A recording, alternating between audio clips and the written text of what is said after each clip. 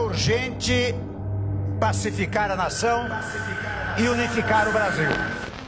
Mesmo após ser grampeado em conversa suspeita na calada da noite, atingir um índice de reprovação histórico e ver aliados-chave serem denunciados por corrupção, Michel Temer conseguiu barrar a denúncia da Procuradoria-Geral da República contra si na Câmara dos Deputados.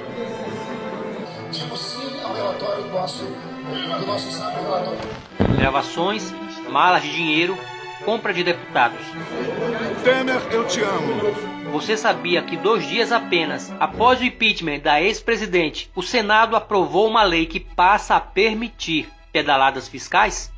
Pesquise. A denúncia bombástica, exibida na noite do dia 17/5/2017, onde, em uma gravação de áudio, o presidente Temer diz que é preciso manter uma mesada ao ex-deputado Eduardo Cunha para que ele permaneça calado. Michel Temer teria determinado sua própria sentença ao pronunciar a seguinte frase: "Tem que manter isso, viu?", sobre o pagamento da mesada ao ex-presidente da Câmara dos Deputados. Como é que eu mais ou menos dei conta de fazer até agora? Eu estou de bem com o Eduardo. Tem que manter isso. Eles pensam que nos venceram. Temer chegou ao poder após o impeachment de Dilma Rousseff e já no início de seu mandato deu mostras de que trabalharia contra o Brasil ao conseguir aprovar sem grandes dificuldades ainda em 2016 a chamada PEC do teto, que congela gastos públicos por 20 anos, incluindo investimentos em educação e saúde. Mas este mesmo governo parece não estar preocupado em gastar com publicidade. A campanha publicitária do governo federal que defende a reforma da Previdência custou mais de 59 milhões aos cofres públicos. Nem mesmo a prisão de figuras importantes de seu partido, como o ex-ministro Henrique Eduardo Alves, o deputado Rodrigo Rocha Loures e o ex-presidente da Câmara dos Deputados Eduardo Cunha, afetou o relacionamento de Temer com os deputados e senadores.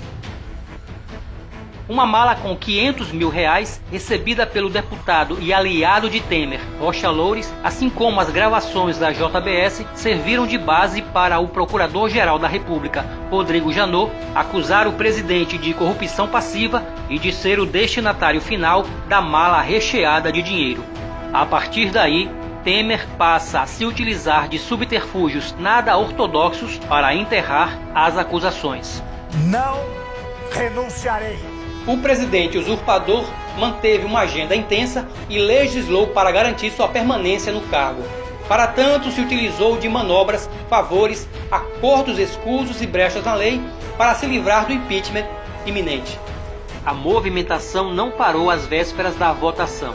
Um dia antes da Câmara decidir seu futuro, Temer articulou com a bancada ruralista, uma das maiores do Congresso Nacional. O grupo se organiza por meio da Frente Parlamentar Agropecuária e afirma ter 200 deputados federais em exercício. Para obter apoio, o governo garantiu outros privilégios aos parlamentares membros da bancada ruralista. Temer assinou uma medida provisória que alivia dívidas previdenciárias do grupo, por meio de alterações no Fundo de Assistência ao Trabalhador Rural, o FUNRural. O PMDBista garantiu uma diminuição nos impostos pagos pelos produtores rurais e também descontos para aqueles endividados com a União. Para um presidente que diz não se importar com popularidade, estas medidas provam que, de fato, seu compromisso não é com o povo, mas com a elite e com os grandes latifundiários. As emendas parlamentares são ferramentas previstas pela Constituição para os congressistas aplicarem recursos em programas ou obras que consideram viáveis. Os políticos costumam usar as emendas para enviar dinheiro a seus estados ou redutos eleitorais. Entretanto, como sua liberação depende do aval do Poder Executivo, as emendas parlamentares acabam virando uma moeda de barganha política muito usada em Brasília. Todos os congressistas que rejeitaram o primeiro relatório do deputado Sérgio Sveiter foram comprados por Temer com emendas parlamentares. Uma manobra suja, digna de um chefe de quadrilha. a mídia e a empresa se encarregou de amenizar o tom da notícia e o povão não atentou para a gravidade da denúncia. Levantamento da agência Lupa indicou que até o dia 19 de junho, Temer liberou mais de 3 bilhões em emendas para 465 deputados e 75% deste valor foi empenhado a partir de junho, quando já havia explodido a delação da JBS. Mas ninguém bateu panela. Num país afundado em grave crise econômica, é estranho que o presidente que fala em cortar gastos use tanto dinheiro em causa própria. Temer também foi beneficiado pela ausência de grandes protestos populares. Movimentos ativos, organizados pelas redes sociais, como o Movimento Brasil Livre e o Vem Pra Rua, não mobilizaram nenhum ato para a votação da denúncia da PGR. Livre de processo, com o olhar altivo de um déspota, o prepotente presidente conspirador agora começa a se vingar dos parlamentares traidores, segundo ele. A última manobra asquerosa de Temer foi entrar com um pedido audacioso no STF de impedimento do Procurador-Geral da República, Rodrigo Janot, das investigações que envolvem seu nome. O Ministério do Meio Ambiente vai gastar mais de 78 milhões anuais com a contratação de uma empresa privada para realizar o monitoramento via satélite do desmatamento e das queimadas na Amazônia.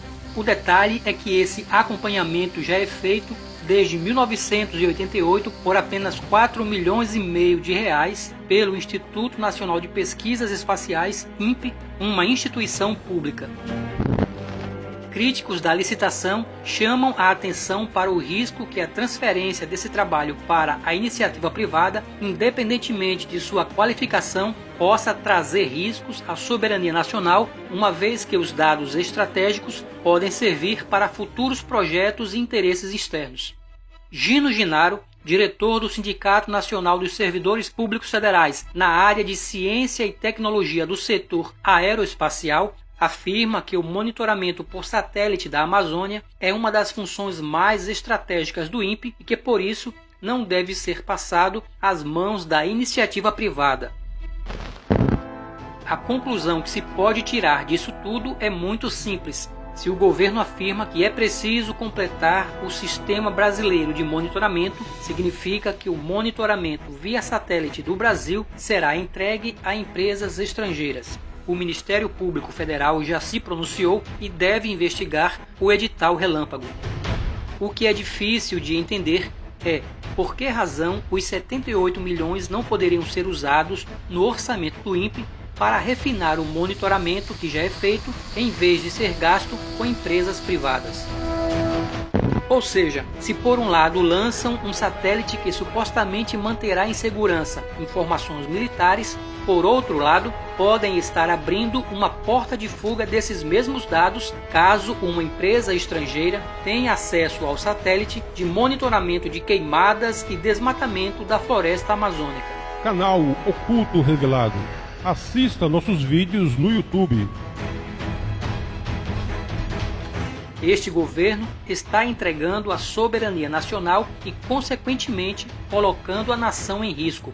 A observação por satélite é fundamental para a segurança nacional, inclusive no que tange o monitoramento das fronteiras, e não deve jamais estar nas mãos de interesses estrangeiros. Tudo isso apresenta bastante coerência com a denúncia do Wikileaks de que Michel Temer está a serviço da CIA e dos Estados Unidos e comprova que, como já falamos, a política deste governo é entregar a nação aos interesses das elites globais. Em 2013, quando Edward Snowden denunciou a espionagem da NSA ao mundo, entre os países monitorados estava o Brasil.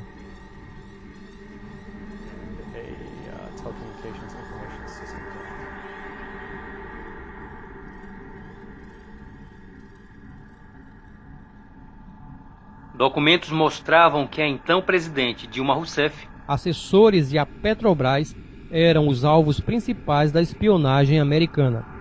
Coincidência ou não, uma das cartas do jogo Illuminati chama-se Brasil. A carta é ilustrada com um prédio imponente cercado pelo que parece ser uma floresta. No topo do prédio, uma pirâmide dourada.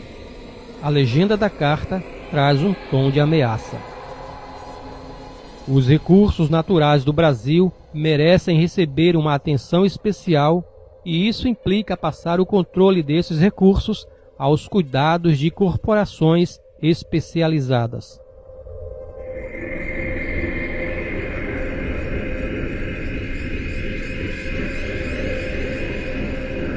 Apesar dessas revelações, hoje, o Brasil está mergulhado em uma crise político-econômica sem precedentes.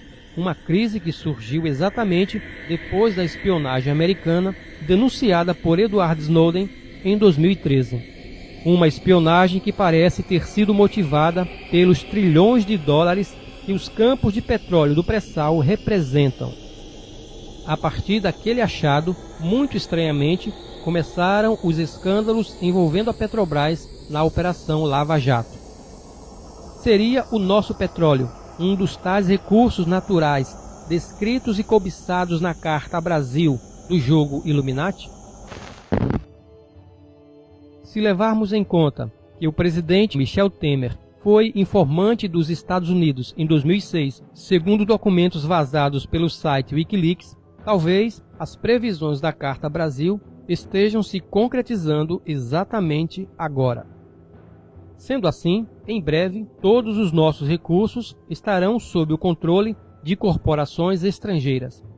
E com um informante do governo americano na presidência, a conspiração nunca foi tão real.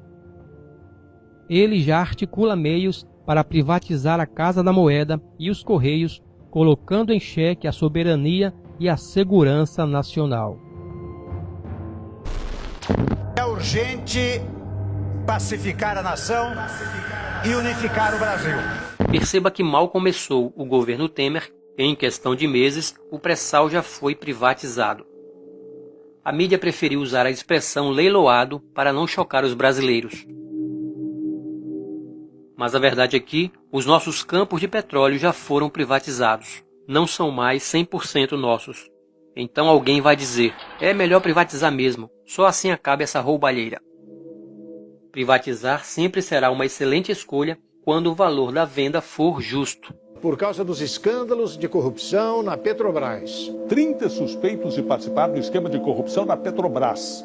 Mas perceba qual foi a jogada. A Petrobras primeiro foi envolvida em escândalos de corrupção e a consequente desvalorização de suas ações favoreceu a privatização por um valor bem abaixo do preço real. Algo que valia trilhões de dólares foi vendido por bilhões.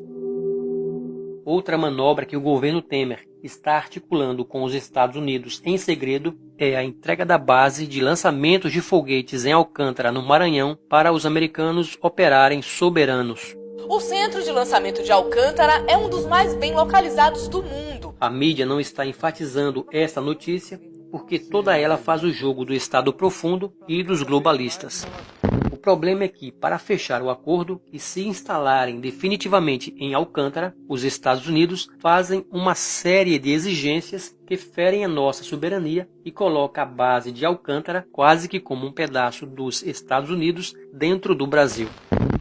Como se não bastasse a famigerada reforma previdenciária que vai obrigar milhares de brasileiros a trabalhar alguns anos a mais se quiser se aposentar, como se não bastasse a reforma do ensino médio, como se não bastasse a entrega do pré-sal e da base de Alcântara, no Maranhão, agora o presidente Michel Temer estuda publicar uma medida provisória que possibilitará a venda de terras brasileiras para estrangeiros e empresas estrangeiras.